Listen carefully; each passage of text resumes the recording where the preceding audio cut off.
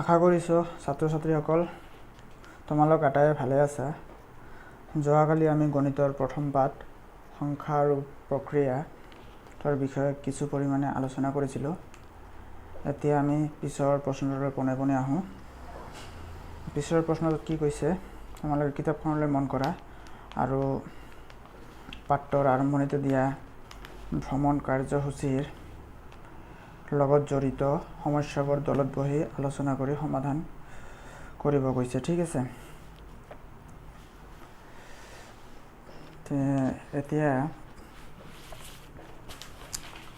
এতিয়াতো আমি জানোৱে যে এতিয়া মহামাৰীৰ সময়, গতিকে আমি বিদ্যালয়লৈ যাব নোৱাৰোঁ আৰু বিদ্যালয়ত নগৈ ঘৰতে বহি থাকিব লগা হৈছে। তো আমি কি কৰিম, এতিয়া আমি অনলাইন মাধ্যমেৰে তোমালোকক কিছু শিকোৱাৰ প্ৰচেষ্টা চলাইছোঁ। তো আমি পোনে পোনে প্ৰশ্নটোলৈ আহোঁ। কি কৈছে যে গাইপতি 200 টকাকৈ সংগ্ৰহ কৰিলে 20 জন ছাত্ৰ ছাত্ৰীৰ পৰা সংগ্ৰহ কৰা মুঠ ধনৰ পৰিমাণ কিমান হ'ব? ঠিক আছে, ইয়াতে কি কৈছে যে নলবাৰীৰ এখন প্ৰাথমিক বিদ্যালয়ৰ 5ম শ্ৰেণীৰ 20 গৰাকী ছাত্ৰ ছাত্ৰী কি কৈছিল, ভ্ৰমণ কৰিবলৈ গৈছিল, লগত শিক্ষকৰ সৈতে শিক্ষক এজনো আছিল। তেনেহ'লে কি কৈছে যে গাইপতি 20 জন ছাত্ৰ ছাত্ৰী। গাইপতি মানে তোমালোকে বুজি পোৱা নাই, এই প্ৰশ্নত দিছে যে গাইপতি 200 টকাকৈ সংগ্ৰহ কৰিলে 20 জন ছাত্ৰ ছাত্ৰীৰ পৰা মুঠ ধনৰ পৰিমাণ কিমান হ'ব? ঠিক আছে, তো গাইপতি মানে কি? প্ৰত্যেকজন। ঠিক আছে, গাইপতি মানে হ'ল প্ৰত্যেকজন। তেনেহ'লে এজনৰ পৰা 200 টকা কৰি হ'লে 20 জনৰ পৰা কিমান টকা সংগ্ৰহ হ'ব? ঠিক আছে, তেতিয়াহ'লে আমি কি কৰিম, ইয়াতে কি দিছে 20 পূৰণ 200 দিছে বা 200 টকা পূৰণ 20 দিছে। তেতিয়াহ'লে আমি কি কৰিম, পূৰণ কৰিম। কেনেকৈ পূৰণ কৰিম? 200 লিখিম, পূৰণ দিম 20, কিমান হ'ব? ইয়াতে 2টা শূন্য আছে, ইয়াতে এটা শূন্য আছে, 3টা শূন্য, 1 2 3টা শূন্য, 2 2 কিমান 4, কিমান হ'ল 4000। ইয়াতে কিমান লিখিম তেনেহ'লে 4000 টকা। ঠিক আছে, এইটো 1 নম্বৰটো হ'ল। এতিয়া 2 নম্বৰটো কি কৈছে যে দলটোৱে গাড়ীৰ ভাড়াৰ বাবে 2200 টকাকৈ আদায় দিলে। গাড়ীৰ ভাড়াৰ বাবে কিমান কৰি আদায় দিছে, যে 2200 টকাকৈ আদায় দিছে। ঠিক আছে, তাৰপিছত কি কৈছে, তেন্তে তেওঁলোকৰ মুঠ সংগৃহীত ধনৰ কিমান টকা হাতত থাকিব? ইয়াতে কি কৈছে তোমালোকে বুজি পাইছানে? ইয়াতে কৈছে যে তেওঁলোকৰ যে মুঠ সংগৃহীত ধন আছিল, মুঠ সংগৃহীত ধন মানে কি কৈছে যে সিহঁতে মানে ছাত্ৰ ছাত্ৰীসকলে যিখিনি 20 জন ছাত্ৰ ছাত্ৰী আছিল 200 টকা কৰি যে দিছিল প্ৰত্যেকজনে 200 টকা কৰি দিয়াৰ ফলত কিমান টকা জমা হৈছিল? 4000 টকা জমা হৈছিল। এই 4000 টকাটো কিমান কি হৈছিল, জমা হৈছিল। ঠিক আছে, তাৰপিছত কি কৈছে, গাড়ীৰ ভাড়াৰ বাবে কিমান টকা দিছে? 2200 টকা দিছে, মানে 2200 টকা দিছে। তাৰপিছত কি কৈছে, তেন্তে তেওঁলোকৰ মুঠ সংগৃহীত ধনৰ কিমান টকা হাতত থাকিব? এইখিনি টকা জমা হৈছে, তাৰপিছত এইখিনি টকা গাড়ীৰ বাবদ খৰচ, গাড়ী ভাড়া দিছে। ঠিক আছে, তেওঁলোকৰ হাতত বাকী থাকিব কিমান? বাকী থাকিবলৈ হ'লে আমি কি কৰিব লাগিব, বিয়োগ কৰিব লাগিব। ঠিক আছে, বিয়োগটো কাৰ পৰা কেনেকৈ কৰিম? এই 4000 টকাৰ পৰা 2200 টকাটো আমি কি কৰিম, বিয়োগ কৰিম। তেনেহ'লে বিয়োগ কৰিলে কি হ'ব, লিখিম কি 4000 টকা বিয়োগ কিমান হ'ব, 2200 টকা। বিয়োগ কৰিলে কিমান হ'ব, 0ৰ পৰা 0 গ'লে 0, 0ৰ পৰা 0 গ'লে 0, 0ৰ পৰা 2 নাযায়, সেইবাবে কি কৰিম, 4ৰ পৰা আমি 1 ধাৰ কৰিম, কিমান হ'ব, 10 হ'ব। 10ৰ পৰা 2 গ'লে কিমান হ'ব, 8 হ'ব। তাৰপিছত ইয়াতে 4ৰ পৰা 1 লোৱাতে কিমান থাকিল, 3 থাকিল। 3ৰ পৰা 2 গ'লে কিমান হ'ব, 1, কিমান থাকিল বাকী 1800 টকা। তেনেহ'লে ইয়াতে কিমান লিখিম আমি, 1800 টকা, 1800 টকা। ঠিক আছে, তেনেহ'লে কি কৈছে যে দলটোৱে গাড়ীৰ ভাড়াৰ বাবে 2200 টকা দিয়াৰ পিছতো তেওঁলোকৰ হাতত কিমান টকা থাকিল, 1800 টকা থাকিল। এতিয়া 3 নম্বৰ প্ৰশ্নটোলৈ আহোঁ। কি কৈছে যে আঞ্চলিক বিজ্ঞান কেন্দ্ৰত প্ৰৱেশ কৰোঁতে টিকটৰ বাবে 21 জনৰ কেনেকৈ হ'ল, ছাত্ৰ ছাত্ৰী আছিল 20 জন আৰু শিক্ষক আছিল এজন। ঠিক আছে তেতিয়াহ'লে কিমানজন হ'ল 20 আৰু 1 21 জন গাইপতি 10 টকাকৈ জমা দিয়াত গাইপতি কিমানকৈ দিছে এবাৰ 21 জনে 10 টকাকৈ জমা দিছে 21 জনে 10 টকাকৈ জমা দিছে মানে কি কৰিব লাগিব আমি 21 ৰ লগত 10 পূৰণ কৰিব লাগিব ঠিক আছে বাবে মোট খৰচ হ'ল খৰচ কিমান হৈছে হেতু ওলাবা গৈছে মানে কি 21 ৰ লগত আমি কি কৰিম 10 পূৰণ কৰিম পূৰণ কৰিলে যিখিনি হ'ব সেইখিনি খৰচ হয় আৰু কি কৈছে বাকি ৰল খালি ঠাই দিছে 1.5 টকা তেতিয়াহ'লে আমি অংকটো কৰিব লাগিব এতিয়া অংকটো কৰাৰ বাবে আমি ওপৰৰ অংককেইটা মুছি দি আছো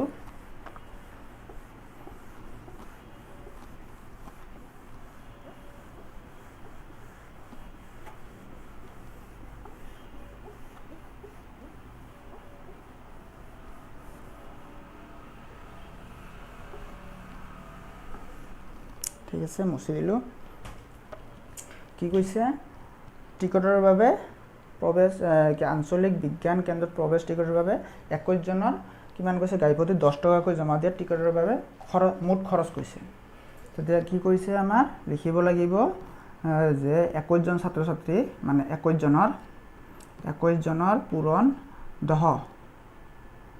সমান সমান কিমান হ'ব এটো হ'ব মুঠ খৰচ মুঠ খৰচ তেনেহলে আমি পূৰণ কৰিম পূৰণ কৰিলে কিমান হ'ব 21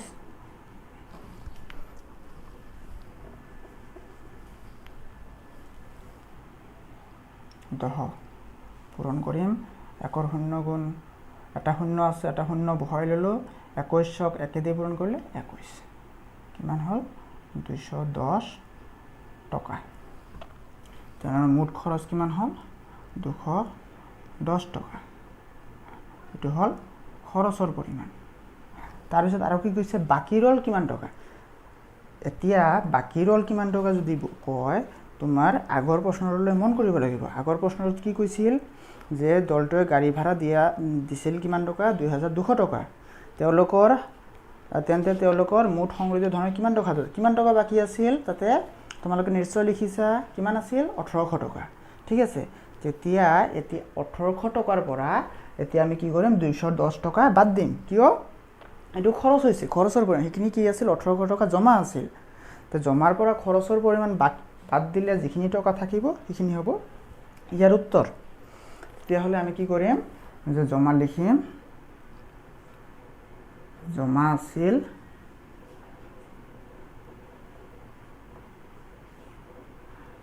আছিল কিমান টকা 1800 টকা খৰচ হল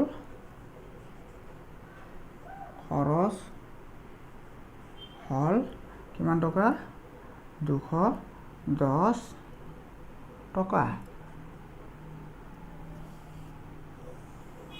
বাকি ৰল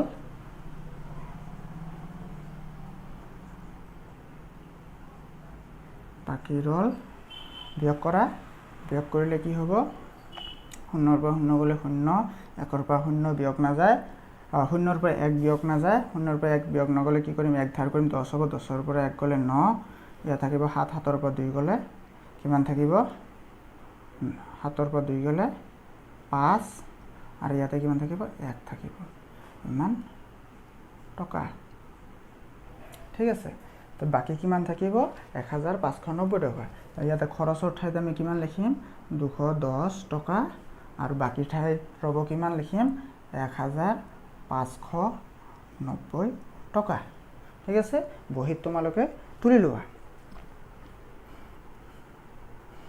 ইয়াৰ পিছত আমি 4 নম্বৰ প্ৰশ্নটো লৈ আহিম তুলিছানে বহিত তোমালোকে আটায়ে ঠিক আছে এতিয়া আমি ইয়াৰ পিছৰ প্ৰশ্নটো লৈ আহো 4 নম্বৰ প্ৰশ্ন 4 নম্বৰ প্ৰশ্নত কি কৈছে যে দলটোৱে খোৱাৰ বাবদ গাইপতি 65 টকাকৈ খৰচ কৰিলে মুঠ 21 জনৰ কিমান টকা খৰচ হ'ল এবাৰ এজনৰ কিমান কৰি খৰচ হৈছে গাইপতি মানে প্ৰত্যেকজন ঠিক আছে এজনৰ কিমান কৰি খৰচ হৈছে 65 টকাকৈ খৰচ হৈছে তেনেহলে এজনৰ যদি 65 টকাকৈ খৰচ হয় তেনেহলে 21 জনৰ 65 টকাকৈ খৰচ হলে কিমান খৰচ হ'ব হিটো আমাক উলিয়াব দিছে তো কি কৰিব লাগিব আমি পূৰণ কৰিব লাগিব ঠিক আছে এইটো মুছি দিছো ৰবা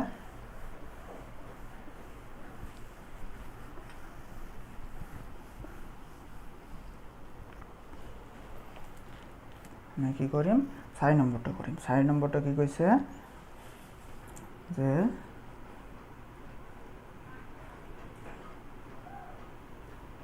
কাইপতি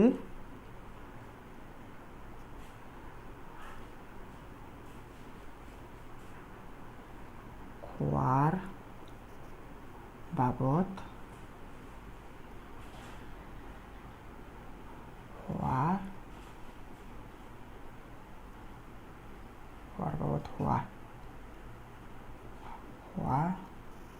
খৰচ কিমান 65 টকা ঠিক আছে কাইপতি খোৱাৰ বাবদ হোৱা খৰচ কিমান গৈছে 65 টকা তেনেহ'লে 21 জনৰ এতিয়া কি হ'ব 21 জনৰ খোৱাৰ বাবদ মুঠ খৰচ হ'ব সমান কি কৰিম আমি লিখিম 65 পূৰণ 21 এতিয়া আমি পূৰণটো কৰিব লাগিব পূৰণটো কৰিবলৈ হ'লে কি কৰিম ওপৰত 65 লিখিম তলত 21 লিখিম লিখি পূৰণ কৰিম দুই হাৰিয়া পূৰণ হয় প্ৰথমতে 1 ৰ লগত 65 পূৰণ কৰিম তাৰ পিছত আকৌ 2 ৰ লগত 65 পূৰণ কৰিম 1 ৰ লগত 65 পূৰণ কৰিলে কিমান হ'ব 65 হ'ব 1 ঘৰ কাটি দিম 5 × 10 ৰ 0 হাতত থাকিল 1 6 × 12 = 13 যোগ কৰিম কিমান হ'ব 5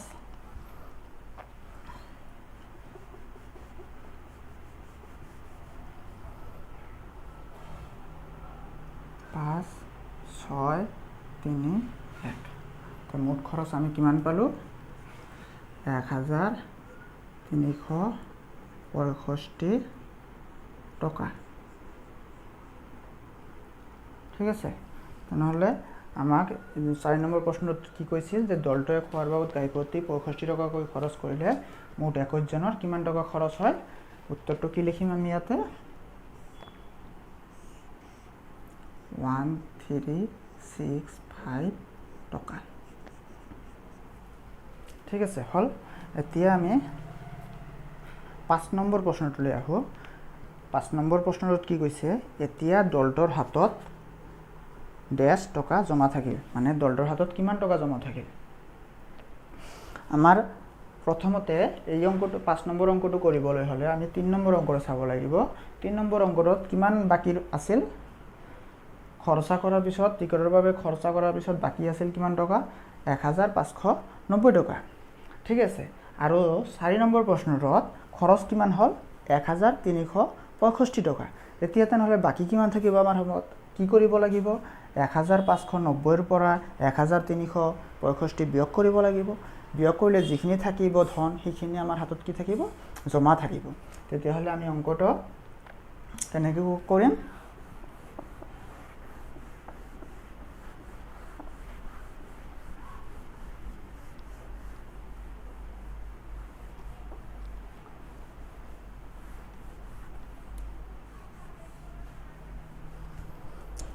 5 নম্বৰ অংকটো আমি কৰো এতিয়া 5 নম্বৰ অংকত কি কৈছে দলটোৰ হাতত 100 টকা এতিয়া দলটোৰ হাতত 100 টকা জমা থাকিল জমা থাকে ঠিক আছে অংকটো কি কৰিম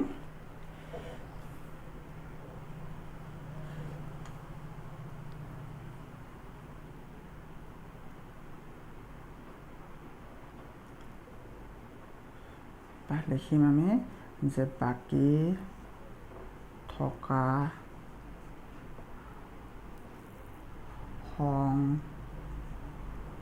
গৃহীত ধন কিমান আছিল 1590 টকা। ঠিক আছে, এইটো লিখি ল'লোঁ আমি ওপৰত 1590 টকা। তাৰপিছত কি কৰিম, ইয়াতে খৰচ হৈছিল কিমান,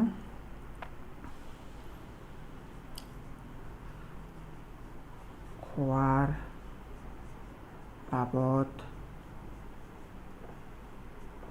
হোৱা খৰচ সমান সমান কিমান হৈছিল 1365 টকা। তাৰপিছত আমি ইয়াতে কি লিখিম, বিয়োগ কৰিম। বিয়োগ কৰিবলৈ কি লিখিম, বাকী থাকিব, বাকী থাকিব সমান বিয়োগ কৰিম। বিয়োগ কৰিলে কি হ'ব, 0 পৰা 5 বিয়োগ নাযায়, 1 ধাৰ কৰিম। 10 পৰা ইয়াৰ পৰা 1 ধাৰ কৰিলে ইয়াতে কিমান হ'ব, 10 হ'ব। 10 পৰা 5 গ'লে কিমান থাকিব, 5 থাকিব। ইয়াতে কিমান থাকিব, 8 থাকিব।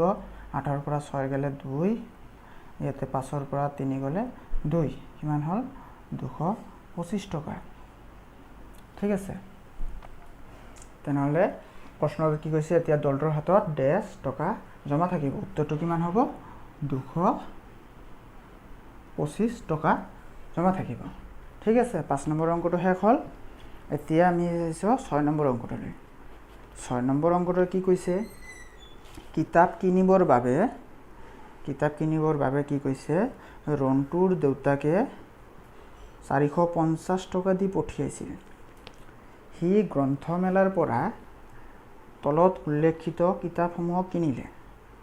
কি কি কিতাপ কিনিছে, এখন বুঢ়ী আইৰ সাধু, মূল্য কিমান টকা, 66 টকা, মানে 66 টকা। এখন ইছপৰ সাধু, মূল্য কিমান লৈছে, 45 টকা, মানে 45 টকা। এখন স্পোকেন ইংলিছ, মূল্য 82 টকা। আৰু ৰং কৰিব পৰা 5খন কিতাপ, 5খন মুঠ মূল্য কিমান, 125 টকা। ৰন্টুৱে গ্ৰন্থমেলাত মুঠ কিমান টকাৰ কিতাপ কিনিলে আৰু ৰন্টুৰ হাতত কিমান টকা জমা থাকিল, হয়নে? অংকটো এতিয়া আমি কৰিম। অংকটো কৰিবলৈ হ'লে কি কৰিব লাগিব, আমি এইখিনি আগতে মুচি লৈছোঁ।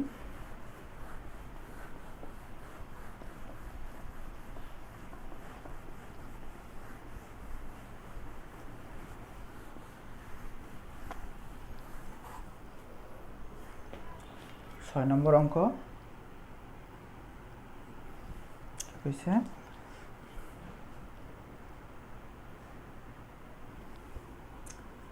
কি দিছে প্ৰথমতে, ৰন্টুৰ দেউতাকে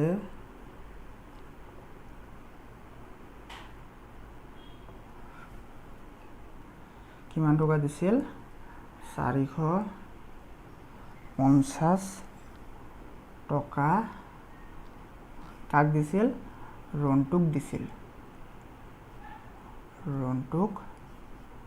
দিছিল, ঠিক আছে, এইটো আমি লিখি ল'লোঁ। সি কি কি কিতাপ কিনিছিল, এখন বুঢ়ী আইৰ সাধু, এখন বুঢ়ী আইৰ সাধু।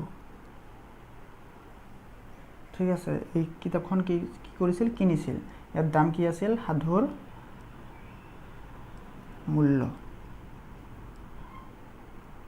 মূল্য কিমান আছিল, আমাৰ কিমান দিছে, 66 টকা, 66 টকা।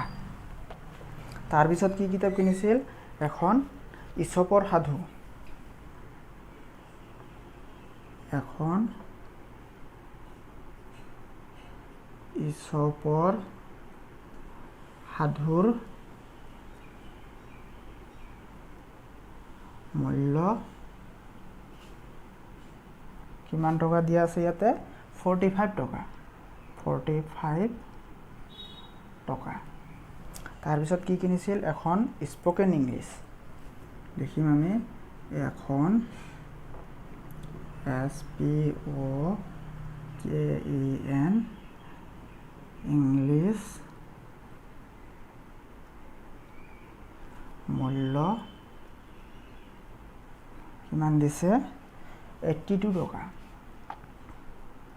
82 টকা আৰু কি কৰিছিল ৰং কৰিব পৰা কিতাপ ৰং কৰিব পৰা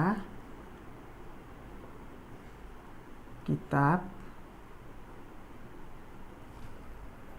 5খনৰ মুঠ মূল্য 5খনৰ মূল্য কিমান দিছে 125 টকা ঠিক আছে এইখিনিয়ে দিছে তাৰপিছত কি কৈছে গ্ৰন্থমেলাত ৰন্টুৱে মুঠ কিমান টকাৰ কিতাপ কিনিছে তো মুঠ যেতিয়া কৈছে মুঠ মানে কি বুজা তোমালোকে যে কিটা আছে সকলো কিটাৰ কি হ'ব যোগফল হিটোক ক'ব কি সৰ্বমুঠ তেনেহলে আমি কি কৰিম এই গোটেইকিটা আমি কি কৰিম যোগ কৰিম তেনেহলে মুঠ ইয়াতে লিখিম আমি মুঠ দি পেলাই কি লিখিম যোগ কৰিম যোগ কৰিলে কি হ'ব 6 6 ৰ লগত 5 যোগ কৰিলে 11 11 ৰ লগত 2 যোগ কৰিলে 13 13 ৰ লগত 5 যোগ কৰিলে 18 ৰ 8 হাত থাকিল 1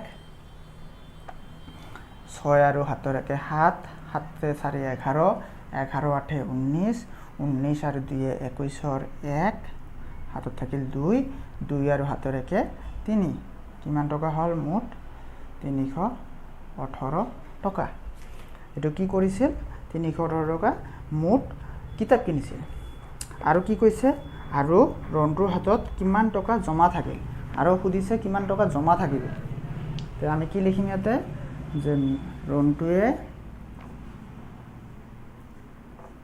ৰন্টুৱে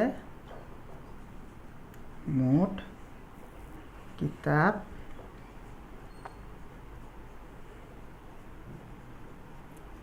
কিনিলে সমান সমান 318 টকাৰ দাৰি এটো হেক পাল এবাৰ কি কৈছে ৰন্টুৰ হাতত কিমান টকা জমা থাকিব লিখিম ৰন্টুৰ হাতত জমা থকা ধনৰ পৰিমাণ সমান সমান কিমান তাৰ দেউতাকে দিছিল কিমান টকা 450 টকা হয়নে তাৰ পিছত খৰচ কৰিল কিমান টকা 318 টকা বিয়োগ 318 টকা তো বিয়োগ কৰিলে কিমান হ'ব আমি লিখিলম 450 বিয়োগ 318 বিয়োগ কৰিলে কি হ'ব 0 ৰ পৰা 8 না যায় এখানে এক ধাৰ কৰিম ইয়াতে কিমান হ'ব 10 হ'ব 10 ৰ পৰা 8 গলে 2 ইয়াতে কিমান থাকিব 4 থাকিব 4 ৰ পৰা 1 গলে 3 4 ৰ পৰা 3 গলে 1 কিমান হল 132 টকা তাৰি ঠিক আছে ৰন্টুৰ হাতত জমা থকা ধনৰ পৰিমাণ কিমান হ'ব তেনেহলে 132 টকা আৰু মুঠ কিমান টকাৰ কিতাপ কিনিছে হি 318 টকা এই অংকখিনি ভালকে তোমালোকে বহিত তুলি লবা ঠিক আছে এতিয়া তাৰ পিছত কি কৈছে যে তলৰ পাঠ্যখিনি পঢ়া এইখিনি পঢ়িব দিছে ইয়াতে ধুনিয়াকৈ লিখা আছে যে পৃথিৱীৰ বৃহত্তম নদীদ্বীপ মাজুলীৰ কালি 352 বৰ্গ কিলোমিটাৰ এইবিলাক এইখিনি তোমালোকে 1 2 3 4 5 6টা এই 6টা পয়েন্ট দিয়া আছে এই 6টা পয়েন্ট তোমালোকে ঘৰত